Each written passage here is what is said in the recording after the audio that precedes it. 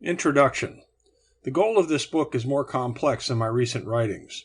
I really want to make readers more aware of all the types of illusions they live under from a micro to a macro level throughout their whole lives. This is important for our spiritual growth. The more I thought about it, though, the more I figured that a motivator to get people to read the book would be to provide them some immediate perceived value from not only what illusions are, but why it is important to rid themselves of them. The thought came to me that one of the greatest benefits in banishing illusions is that each person can become more centered and have happier lives as a result. The challenge then is to explain all about illusions, what they are, examples of them, how to get rid of them without losing track of one of the main benefits, to be an overall happier and more satisfied person. Related to this is helping people realize what true happiness is and how to find it. To me, true happiness is also part of what you get out of the enlightenment process, which involves the removal and penetration of illusions. In fact, it could be said that the purpose of life is to find your own happiness.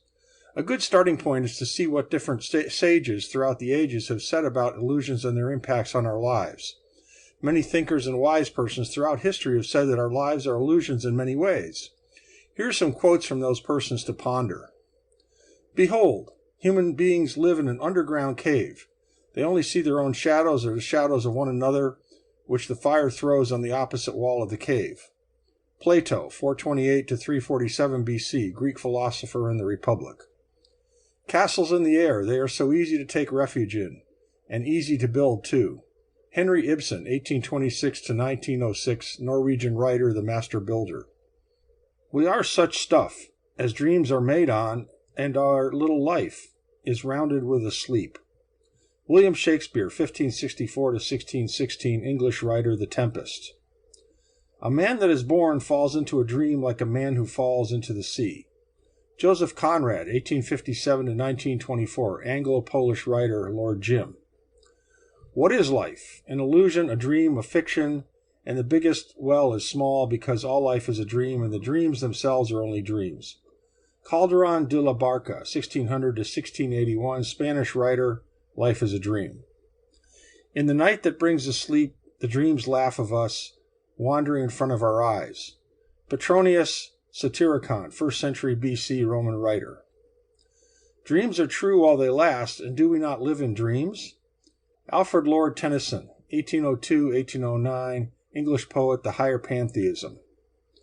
Those who compare our lives to a dream have much more reason than they thought. Montaigne, Essays, 1533 to 1592, French writer and philosopher. Illusion, Vipariyaya, is a false knowledge in the sense that perceived form or characteristic is not inherent in the object. An actual object is misjudged here. The Yoga Sutras of Patanjali. As you read this book, you'll see why your actions, goals, and happiness are artificially bound by your illusions on who you really are and how they can limit your happiness. You'll need an open mind to take advantage of some of the concepts in this book, since many of them are not accepted by the common wisdom of Western civilization.